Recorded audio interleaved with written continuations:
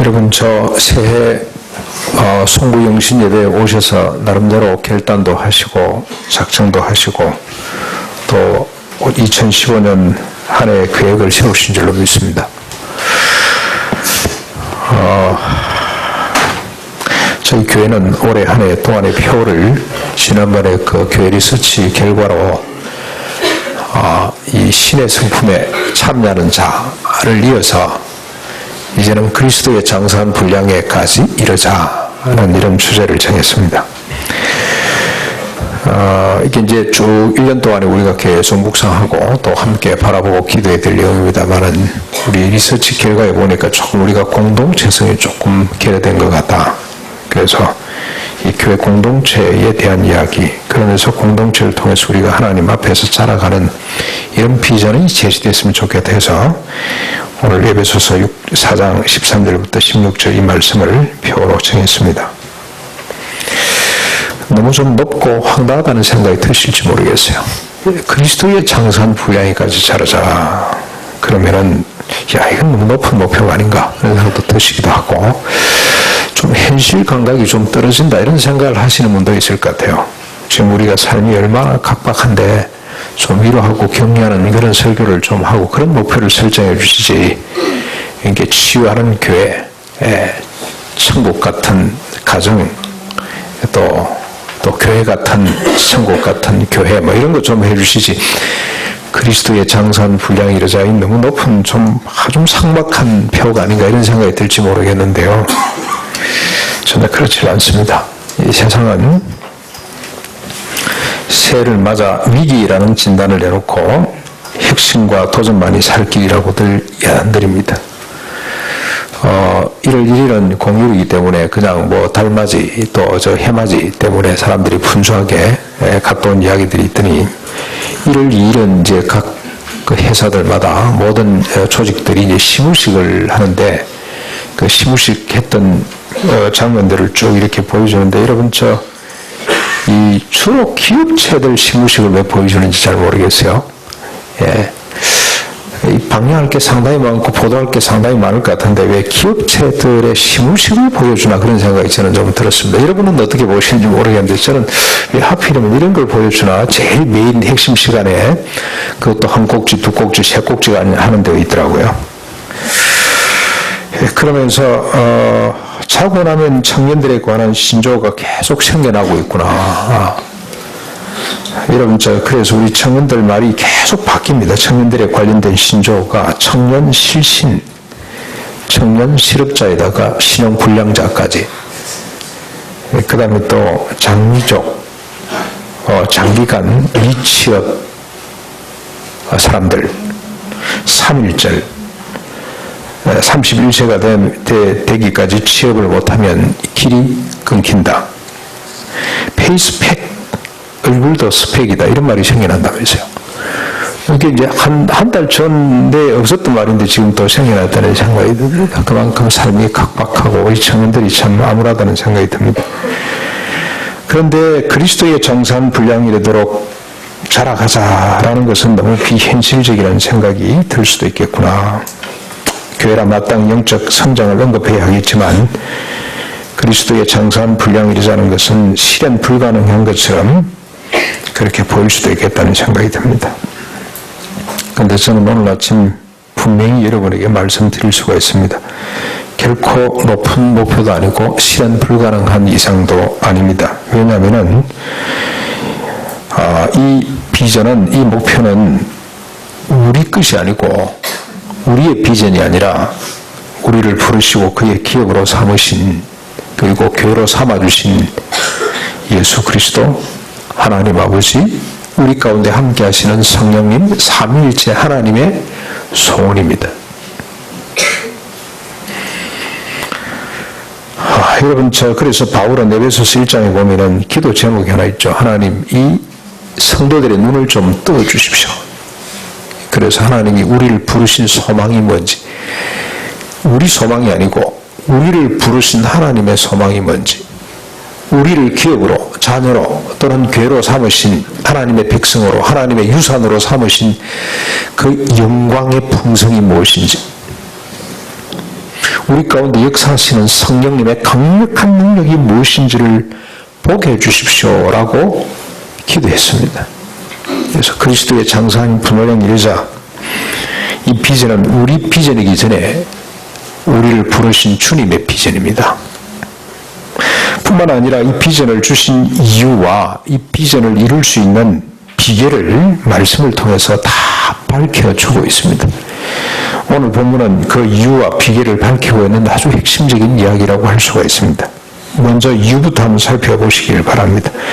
주님께서 우리에게 이런 비전을 주신 이유가 뭐냐? 14절 잠깐 14절 우리 같이 한번 읽어보실까요?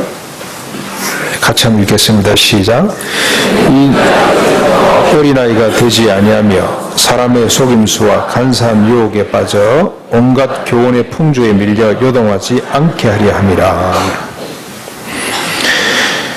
올해 두 번째 날 각 방송사 메인 뉴스 시간에 올 한 해는 위기다, 위기. 유사일의 가장 큰 위기다. 그래서 핵심 정신이 필요하다.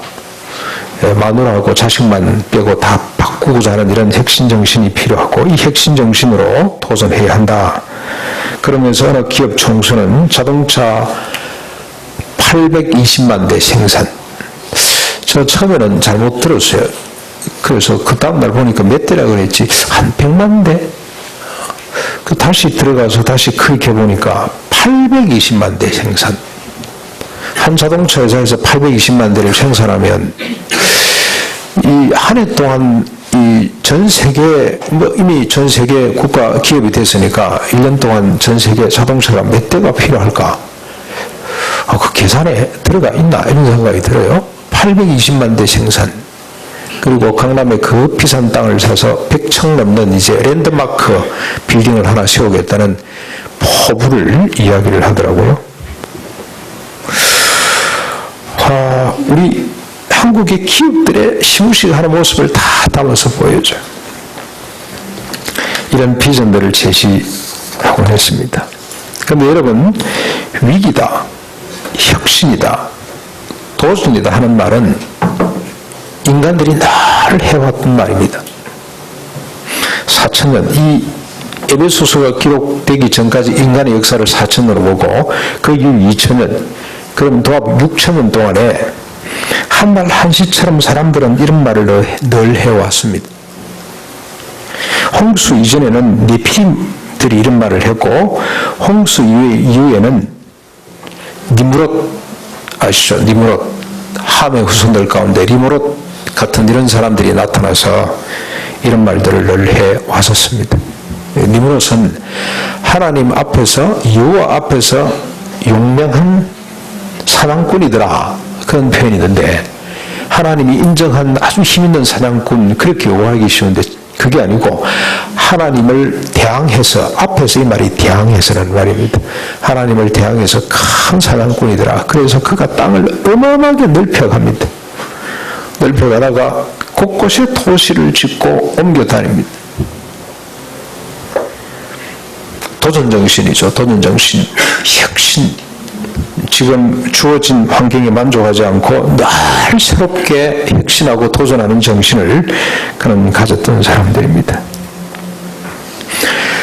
여러분, 먼저 우리가 이 말씀을 들으면서 하나 정리해야 될 게 있습니다. 사람들은 이를 비전이라고 그렇게 말합니다. 그러나 성경은 오늘 14절에 보시면 이는 우리가 이제부터 어린아이가 되지 아니하여 사람의 속임수, 그 다음에 또 뭐라 그럽니까? 간사한 유혹, 이런 표현을 쓰고 있습니다. 여기에 빠지면 이런 비전, 이런 사람들이 말하는 속임수와 간사한 유혹에 빠지면 우리가 헤매기 시작한다는 뜻입니다. 예, 여기 보면은 여기 풍조에, 온갖 교훈의 풍조에 밀려 요동치 않게 하기 위해서 우리가 어떻게 되어야 된다? 이 그리스도의 장선 분량을 살아야 된다 그런 뜻이죠. 여기에 빠지면 우리가 요동할 수밖에 없습니다.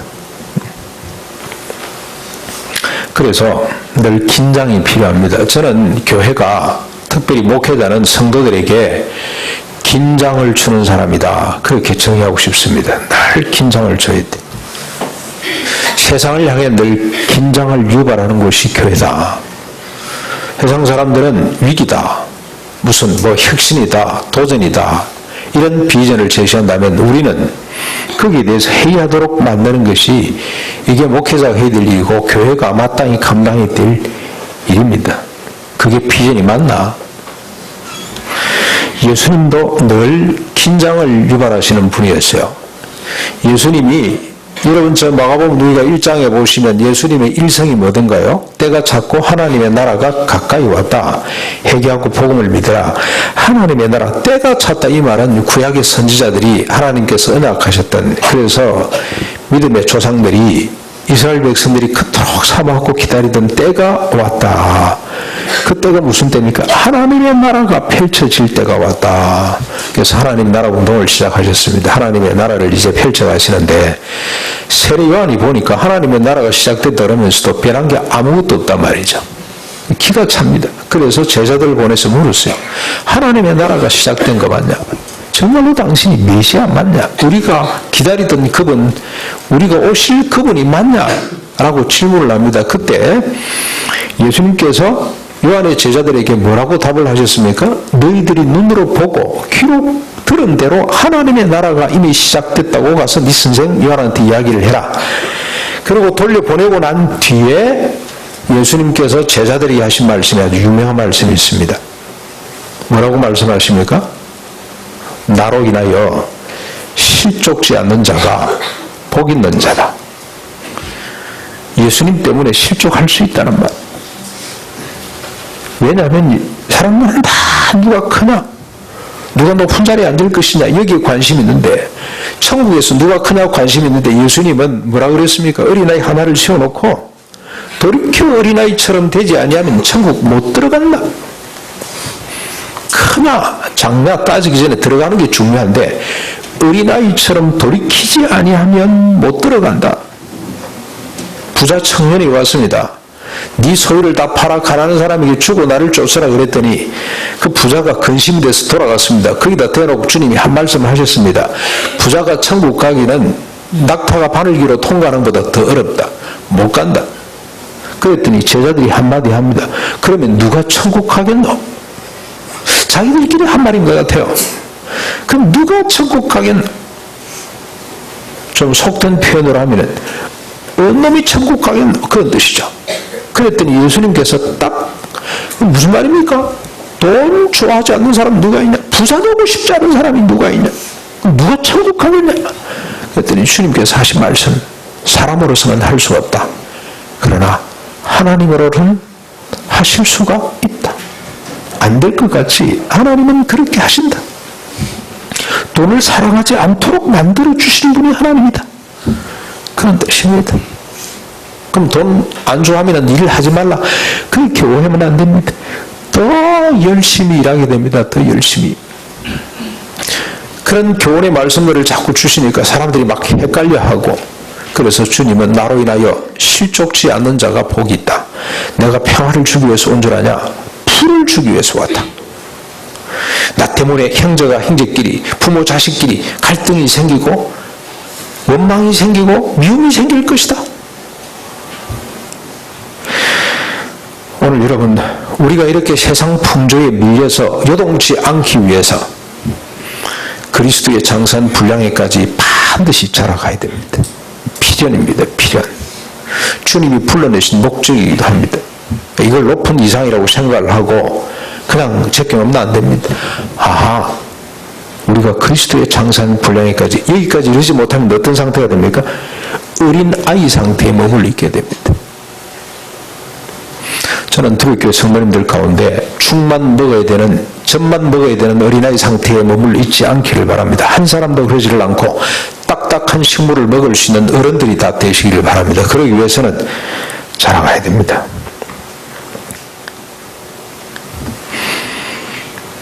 현대판 내피림과 니무롯의 속임수와 간사한 유혹에 빠져 온갖 교훈의 풍조에 밀려서 요동하지 않기 위해서는 우리가 그리스도의 장산 분량에까지 자라가야 합니다. 이제 그 비결을 한번 살펴보겠습니다. 어떻게 우리가 그리스도의 장산 분량에까지 이룰 수가 있냐. 먼저 13절을 한번 보겠습니다. 13절. 같이 한번 또 읽어보실까요? 시작. 우리가 다 하나님의 아들을 아는 것과 믿는 것과 아는 일에 하나가 되어 온전한 사람을 이루어 그리스도의 장사한 분량에 충만한 데까지 이르리니. 제일 먼저 우리 번호를 우선하는데 우리가 다 합니다. 우리가 다. 우선 모든 성도가 함께, 더불어 함께, 적어도 지역교회를 이루고 있는 성도들이 함께 가야 됩니다. 뭘 해야 됩니까? 하나님의 아들을 믿는 것과 아는 일에 하나가 되어야 됩니다. 혼자서 갈 수가 없습니다. 혼자서 될 수가 없습니다. 반드시 나 위에 또 다른 한 사람, 최소 한 사람은 있어야 되고 그의 공동체가 있을 때 비로소 우리는 그리스도의 장사한 분량에까지 이르게 됩니다. 흔히들 세상에서 혼자 할 수 없는 것이 두 가지 있다고 그러는데 하나는 결혼식입니다. 결혼식은 반드시 두 사람이 있어야 됩니다. 신랑, 신부, 주례자가 있어야 되죠. 요즘은 뭐 나이가 되면 주례자 없이도 얼마든지 결혼할 수가 있습니다. 두 사람이 그냥 산에 가서 손잡고, 우리 법적으로 그렇게 되어 있습니다. 신랑은 신부를 사랑하느냐 묻고 신부는 신랑을 사랑하느냐 묻고 슬플 때나 아플 때나 뭐 쭉쭉 잘 존경하고 사랑하겠냐 묻고 그러고 서로 그냥 이제 부부가 됐음을 선언합니다. 그러면 되긴데요. 근데 반드시 두 사람이 있어야 됩니다. 신랑 신부가 있어야 됩니다. 또 하나 혼자 할 수 없는 것이 있습니다. 영적 성장, 우리가 그리스도의 장사한 분량에까지 이르기 위해서는 혼자서는 안 됩니다. 우리 지금 보백교회 있습니다만 집사님 한 분이 이상적인 교회 해보겠다고, 제대로 된 신앙생활을 해보겠다고 한국교회 실망을 하고 혼자서 집에서 예배를 드렸어요. 찬송가 펴놓고, 자 3장 찬송하겠습니다. 혼자 하고, 혼자서 하고, 혼자 자기가 성경 읽고 또 자기가 또 설교하고 혼자 6개월 동안 했대요. 도무지 그건 아니다. 아무리 영성이 뛰어나고 열정이 있어도 혼자서 영적 성장을 이룰 수가 없습니다. 반드시 더불어 함께. 장작결이 하나에다 불 붙일 수 있습니까? 반드시 하나 이상 2개, 3개가 모여야, 최소 2개는 있어야 불이 붙습니다. 그것처럼 그리스도의 장사한 분량이 이르기 위해서는 우리가 다 합니다. 다 함께 가야 됩니다. 그 다음에 두 번째 순서가 중요합니다. 하나님의 아들을 믿는 것과 아는 일에 하나가 되어야 됩니다. 우리가 보통 생각할 때 알고 믿어야 된다고 생각하죠. 그건 순서가 아닙니다. 믿어야 알게 됩니다. 어거스틴이 유명한 명제를 남겼습니다. 믿기 위해서 하는 것이 아니라 알기 위해서 믿는다라고 이야기를 했습니다. 믿어야만이 알게 됩니다. 무슨 말이냐면, 여러분, 우리가 지성이 있고 우리가 우리 인격이 있어서 우리가 대단한 것처럼 착각을 하는데, 부패하고 타락한 인간의 지성이라는 것은 거기서 거기입니다. 아무것도 나올 것이 없습니다. 근데 하나님의 말씀이 들어가면 우리 지성이 깨게 됩니다. 그래서 하나님 말씀을 믿는 것이 더 필요합니다. 하나님에 관련된 기사를 우리가 먼저 믿는 것이 그게 더 우선입니다. 그러면 하나님에 관련된 말씀이 우리 속에 들어가서 우리 지성을 깨우치게 됩니다. 그래서 알미 되는 거예요. 알미. 인식이 그렇게, 믿는 게 먼저고 인식이 뒤입니다. 히브리서 11장 3절 우리가 지난번에 묵상했던 겁니다. 믿음으로 모든 세계가 하나님의 말씀으로 지어진 줄을 우리가 아나니, 보이는 것은 나타난 것으로 말미암아 된 것이 아니니라. 믿음으로 모든 세계가 하나님의 말씀으로 지어진 줄을 우리가 인식한다, 안다는 겁니다. 믿음이 먼저 있어야 인식이 나오는 겁니다. 인식. 말씀이 우리 속에 믿음으로 들어갈 때 그게 우리 안에서 작동해서 인식을 놓고 우리 의지를 놓고 우리 감성을 만들어내고 그렇게 된다는 사실을 여러분 먼저 아셔야 됩니다. 믿음이 삶의 우선입니다. 믿음으로 인식이 바뀌게 되는 겁니다. 오늘 이 시간 여러분 한번 실험해 보십시오. 우리가 그리스도의 장사한 분량에까지 자라는 것이 이게 하나님의 뜻이다, 이 믿음을 가질 때 이 그리스도의 장사한 분량에까지라는 이 소망이 우리 속에 생길 수가 있습니다. 이런 의지가 우리 속에 작동하게 된다는 것입니다.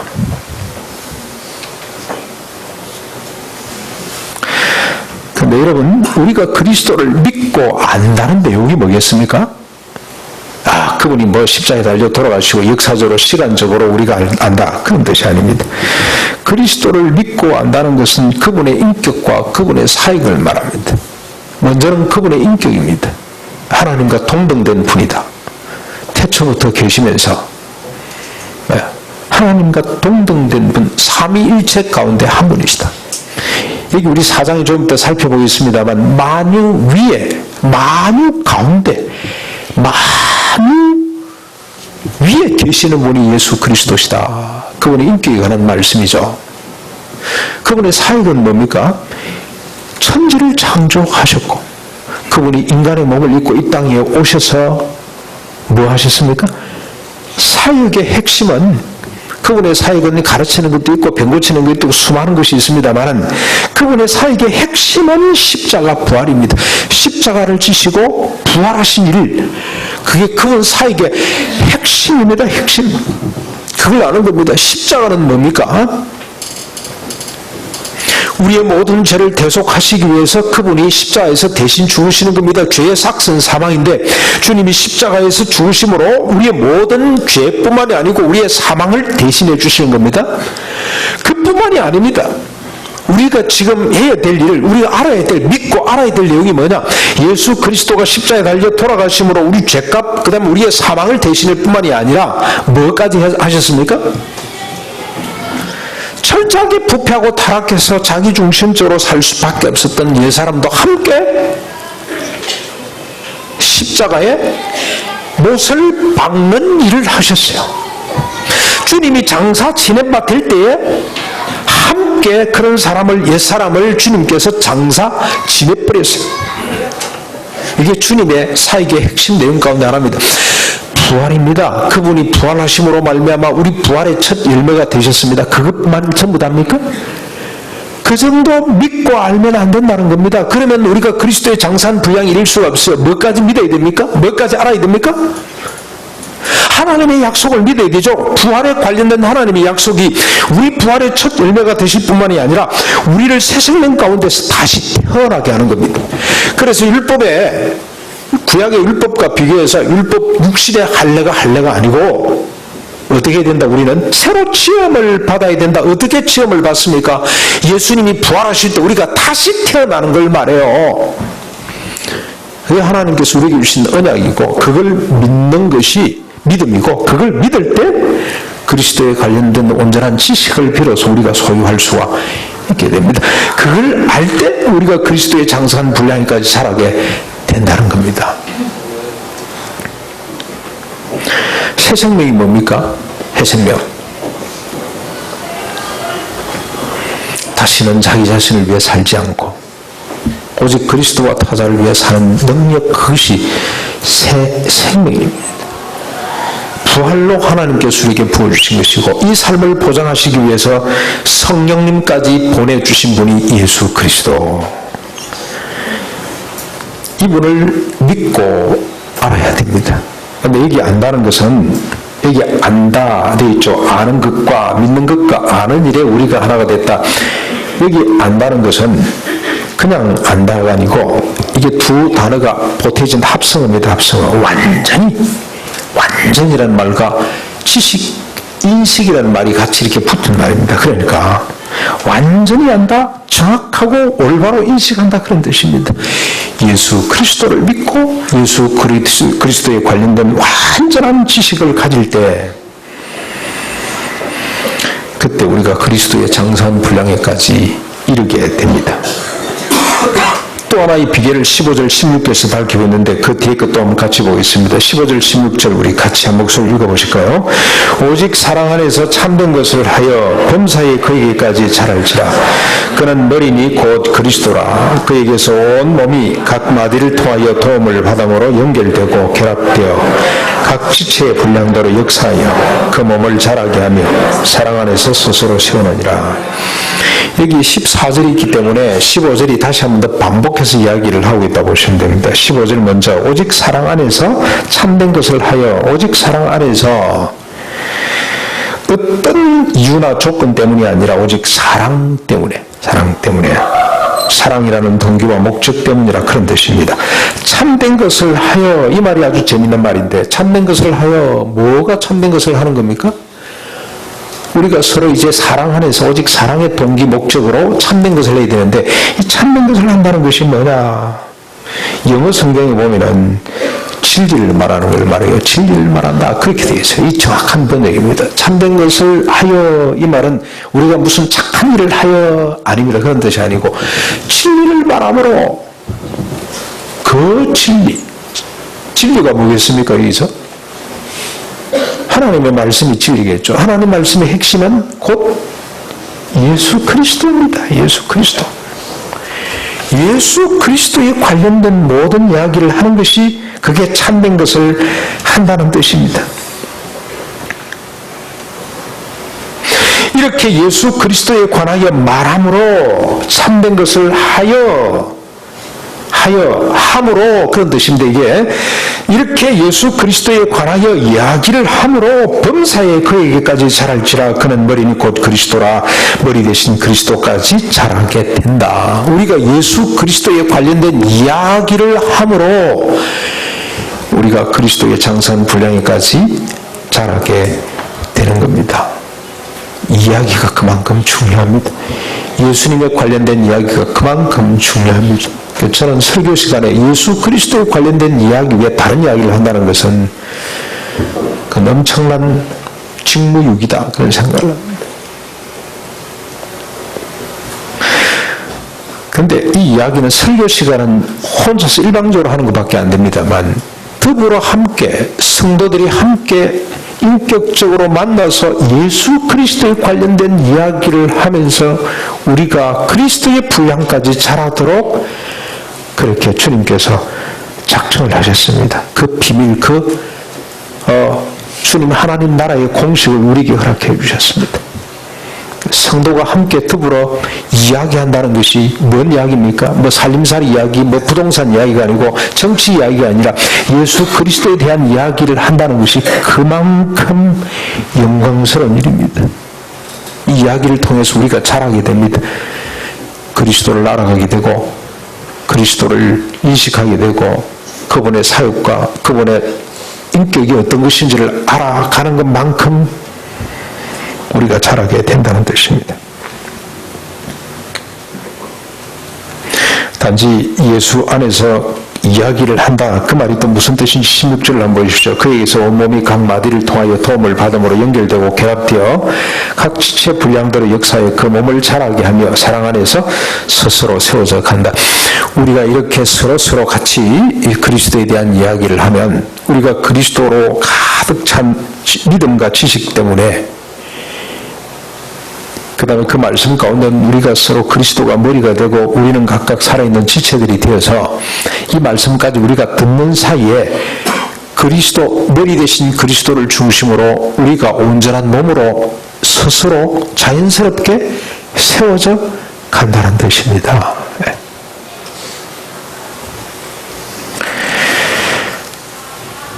예수 그리스도에 관해서 서로 이야기하는 가운데 서로 한 몸의 지체로서 결합되고 도움을 주고받음으로 그리스도의 장사한 분량이까지 성장해 간다는 뜻입니다. 여러분 이상의 이야기를 말씀을 다시 한번 더 정리를 해보면 이렇게 정리할 수가 있습니다. 우리가 13절부터 16절 전체까지를 정리를 하면 14절을 빼고 정리를 하면 더불어 함께 예수 그리스도에 관한 믿는 것과 아는 일의 하나가 되므로 그리스도가 머리가 되시고 우리가 서로 한 몸이 되어서 지체가 되고 각 지체 분량대로 역사함으로 도움을 서로 주고받아서 그리스도의 장사한 분량까지 자라게 된다라고 그렇게 정리할 수가 있습니다. 그리스도의 장사한 분량까지 자란다는 것은 결코 어려운 일이 아닙니다. 결코 황당한 표가 아닙니다. 비전이 아닙니다. 이는 하나님이 예수 그리스도가 우리 가운데 지금도 함께 계시는 성령님, 삼위일체 하나님의 소원입니다. 소원. 그분의 비전입니다. 근데 그분이 어떤 분이냐? 여러분 저 4장 6절부터 11절까지를 잠깐 한번 보실 필요가 있습니다. 이 삼위일체 하나님이 어떤 분이냐? 특별히 예수 그리스도가 어떤 분이냐? 하나님은 한 분이시니 곧 만유의 아버지시라. 만유 위에 계시고 만유를 통일하시고 만유 가운데 계시도다. 이 한 절만 한번 보시도, 자, 이렇게 우리를 불러서 그리스도를 믿고 알므로 우리가 그리스도의 한 몸이 되어서 장사한 분량에까지 자라도록 하는 이것이 하나님의 뜻인데, 이 하나님이 어떤 분이냐? 만유 위에 계시고 만유를 통일하시고 만유 가운데 계시는 분. 왜 바울이 지금 이 말을 지금 하나님에 대한 소개를 이렇게 길게 합니까? 바로 그 하나님의 손이 우리를 불러 서로 이야기하는 가운데 예수 그리스도를 믿고 알므로 그리스도의 장사한 분량에까지 자라게 하시는 바로 그분이 만유 위에 계시고 만유를 다스리고 만유 가운데 계시는 바로 그분이다. 여기 만유는 만물입니다. 우주 만물 가운데 계시고 그 만물을 주관하시는 바로 그 하나님의 손이 우리를 이렇게 만드는 것이다. 하나님을 이야기하는 것 같습니다만 하나님의 비전, 우리가 그리스도의 장사한 분량에까지 자랄 수 있다는 소망을 주기 위해 지금 동원한 이야기들이라 그렇게 보시면 돼요.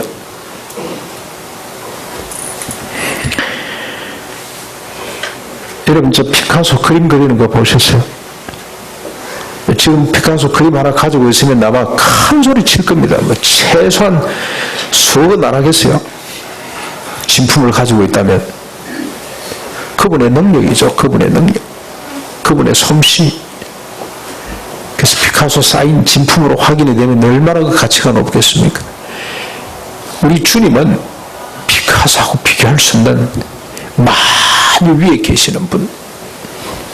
그분이 우리 속에 약속하시고 이루시는 사실이 더불어 함께 그리스도를 믿고 알므로 우리로 하여금 그리스도의 장사한 분량까지 자라게 하신다, 그런 뜻입니다.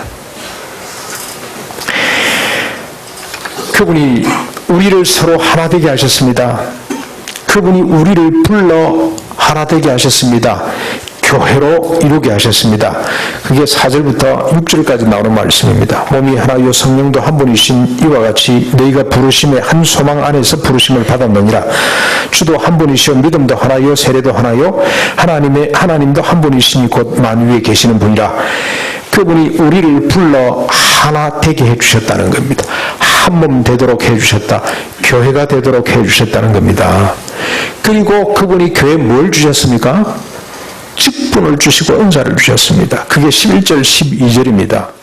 그가 어떤 사람은 사도로, 어떤 사람은 선지자로, 어떤 사람은 복음 전하는 자로, 어떤 사람은 목사와 교사로 삼으셨으니, 이는 성도를 이렇게 직분을 주시고 은사를 주신 목적이 뭡니까? 이는 성도를 온전하게 하여 봉사 일을 하기며 그리스도의 몸을 세우려 하심이라. 만유에 계시는 그 하나님이 우리에게 손을 품고 우리를 불러 한 몸 되게 하시고 교회를 세워주시고, 한 몸이 곧 교회입니다. 적어도 지역교회를 중심으로 한 몸이 되게 하시고, 이 몸이 제대로 잘 자라서 그리스도의 장사한 분량이 이루고 그리스도가 하신 일을 감당하도록 하기 위해서 많은 직분과 은사를 각각 사람에게 주셨는데, 여기 몇 가지 안 됩니다만 여러분, 저 바울 서신에 보면은 이 은사 종류가, 직분 종류가 20몇 가지가 돼요. 한 30몇 가지가 됩니다. 엄청나게 많습니다. 이 닿기로 못한 은사들도 있어요. 우리 몸에 수백 가지의 기관들이 있어서 한 몸을 이루는 것처럼 어마어마하게 많은 은사를 주셨어요. 그래서 우리 집사님 한 분은 벌써 몇 년째 부엌에서 설거지를 돕고 계시는 분이 있는데 날 지치질 않아요. 하나님 주신 은사입니다. 그 은사는 그러면 좀 저급한 은사냐? 그렇지는 않습니다. 꼭 같습니다. 설거지 안 해보십시오. 교회가 돌아가겠습니까? 근데 그분이 날 웃으면서 성도들을 맞이합니다. 저 목사는 설교로서 성도를 기쁘게 하는 사람이라면, 기쁘게 하는 게 아니고 막 긴장을 유발하고 있습니다만, 그 자매님은, 그 집사님은 부엌에서 설거지를 하면서 성도들을 기쁘게 하고 온전케 하는 역할을 지금 하고 계세요. 자, 이렇게 직분과 은사를 주신 목적은 성도를 온전케 해서 그리스도의 장사한 분량이 이르도록 하는 겁니다. 그래서 뭐 하는 겁니까? 그리스도의 장사한 분량이 이래서 끝나는 것이 아니라 우리가 그리스도가 이 땅 위에 계시면서 하셨던 일이 있잖아요. 때가 찼고 천국이 가까웠으니 회개하고 복음을 받으라. 그 천국 병든 자를 고치고, 세례 요한 제자들이 왔을 때 주님이 하신 말씀, 눈으로 보고 귀로 듣는 내용들이 뭡니까? 병 고치는 거, 병 고치는 거, 귀신들을 내어쫓고 죽은 사람을 살려내고 500개의 기적을 일으키고, 이게 천국의 모습입니다. 그런데 그것만 하신 것이 아니고, 그건 차츰 줄어들면서 나중에는 뭔 이야기를 합니까? 십자가 부활 다음에 또 한 방울 떨어지는 생명이 뭐냐면 자기를 부인하고 십자가를 지는 삶, 자기 부인. 이 천국의 비밀이죠. 그래서 주님이 가시는 곳마다 정의와 평화가 꽃피어나는 것처럼 오늘 우리를 그리스도의 정산 분량이 이렇게 만들어서 지역교회를 중심으로 이게 단위가 돼서 이 땅 위에 주님이 펼치셨던 하나님의 나라를 펼치고 구원의 역사를 이루어가도록 하는 것이, 이게 하나님이 소원하신 바입니다. 세상 사람들은 핵심과 도전으로 위기를 극복하자고 야단들입니다. 근데 그 도전이 그게 극복이 되겠습니까? 모순 중에 모순입니다. 그래 놓고는 또 한쪽에는 잘라내고, 비정규직은 계속 늘어나고 있고, 지금까지 그러고 있습니다만, 지금은 국민소득 우리가 3만 불쯤 된다면서요.